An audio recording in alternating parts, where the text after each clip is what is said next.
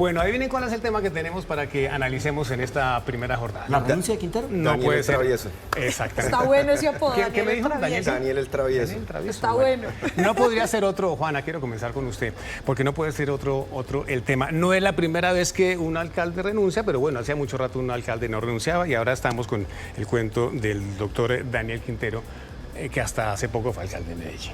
Creo que en términos de comunicación es 100% efectivo.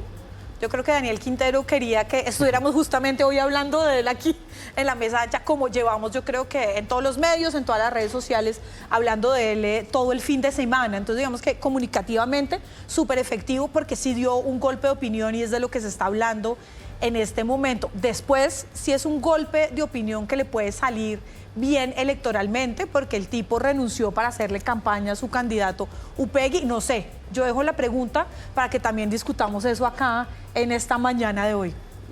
Esa es una pregunta que me parece como podemos enfocarse a Jorge, porque habría ahí de pronto algo de participación en política, es decir, renunciar y para apoyar a un candidato. Sí, pero quiero seguir un poco con la narrativa, como dicen ahora, de Juana. Julio lo había dicho una semana pasada, y es que uno puede o no gustarle a Daniel Quintero, pero él sabe hacer política en estos tiempos.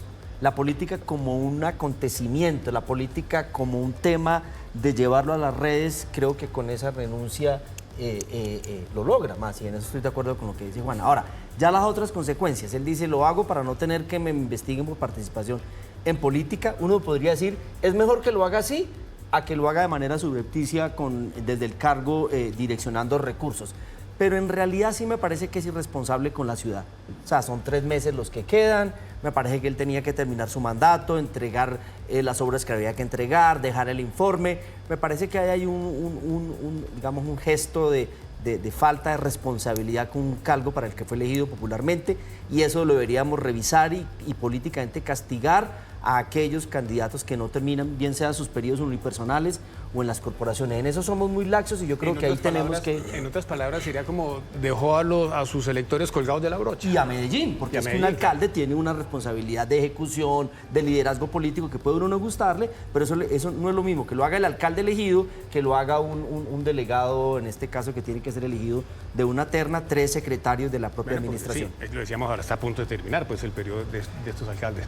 Julio, ¿cómo se entiende, si uno le pregunta a usted cómo entiende Quintero la política, ¿usted por dónde encamina la cosa? Él la entiende como un youtuber, básicamente, como una persona que el peor pecado no es cometer este tipo de desafueros, digamos, y respetar a los ciudadanos y a sus electores, sino ser irrelevante, ¿no? Digamos, no estar en la primera página y en la discusión pública, digamos, el político modesto, que no ocupa titulares, que no llama la atención en redes sociales.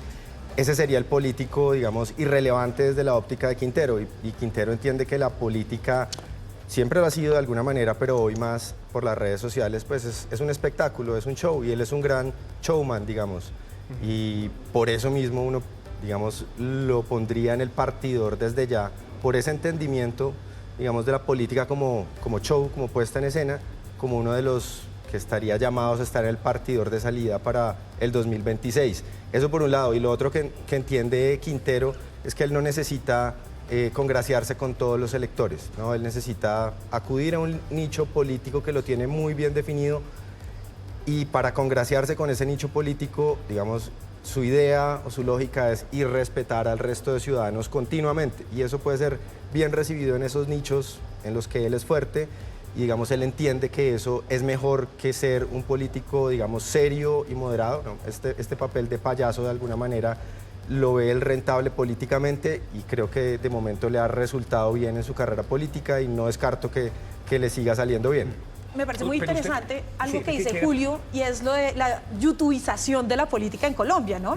Y lo de que Quintero sea y haga política como una forma de youtuber, porque además se ve mucho la forma, ¿no? Todo el show, el espectáculo alrededor, pero yo me pregunto si hay un proyecto político detrás, cuáles son las ideas. Yo no tengo ni idea qué piensa Quintero políticamente, qué piensa su candidato Upegui, porque estamos viendo todo el show y toda la forma, ¿no? Entonces el proyecto político de él no existe posiblemente, o si existe no lo conocemos, porque estamos centrados en esta, ¿no? en que sea espectacular, en que lo veamos, decir, hacer, pero ¿para qué?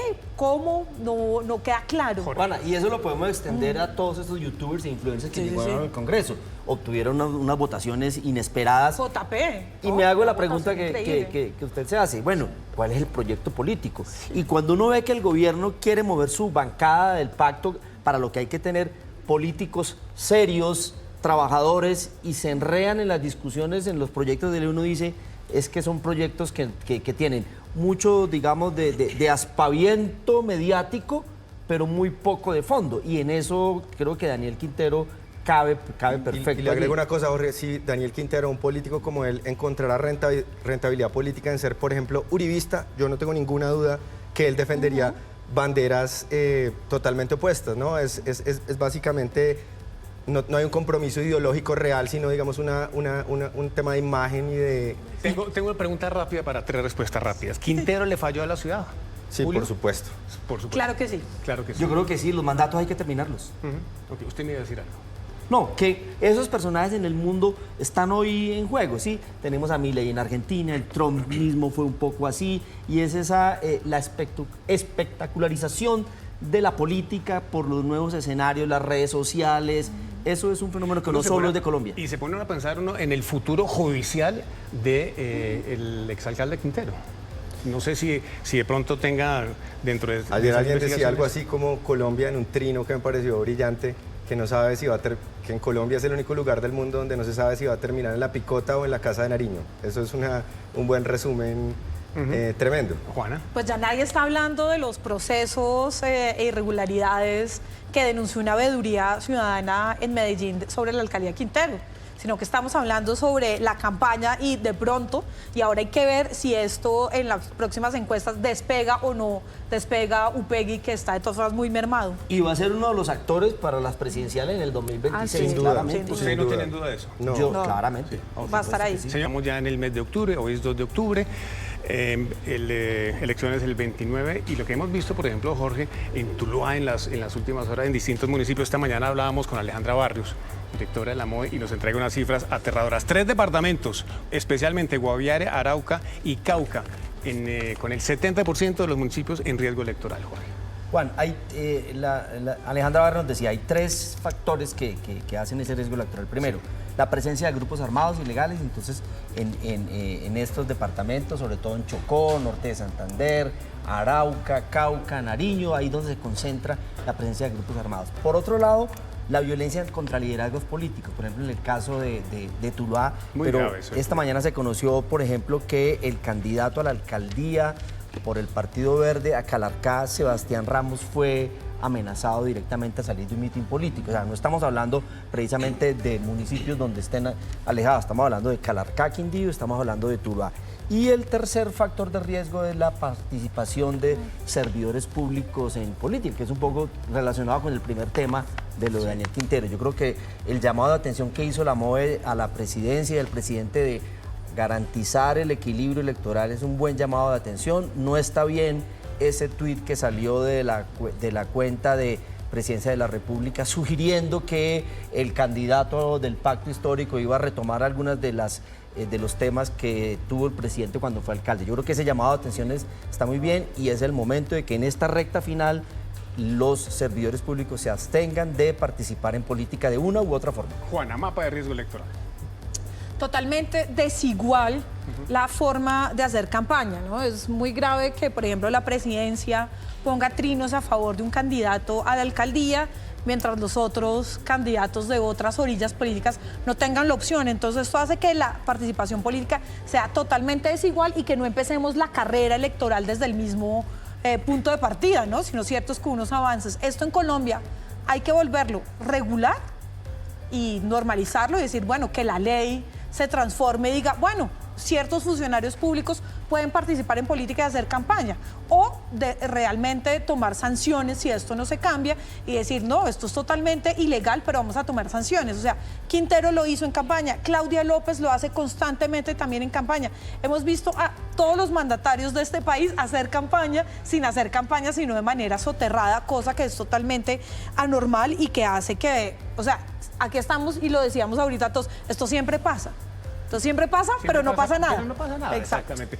Julio, entonces, lo que más le puede llamar la atención, lo que más le puede preocupar de este mapa, de este panorama de riesgo electoral. Pues bueno, que los actores ilegales intervengan obviamente de manera ilegítima en las elecciones es histórico en Colombia y lo podemos esperar, pues son actores irregulares, pero es que acá la MOE está llamando la atención al propio presidente de la República, al jefe del Estado, de que está interviniendo de manera, digámoslo, muy descarada a favor del pacto histórico. Y en la medida en que las expectativas de los resultados electorales del pacto histórico como están hoy se sigan deteriorando, prácticamente no va a ganar en ninguna parte, parece, dicen las encuestas, pues digamos el desespero del gobierno por intervenir, intentar cambiar esa tendencia, pues va a ser más pronunciado. Lo grave de todo esto es que esto le quita la atención de la opinión pública a temas de fondo también muy graves como el tema de la financiación aparentemente irregular, presuntamente irregular de la campaña del actual gobierno,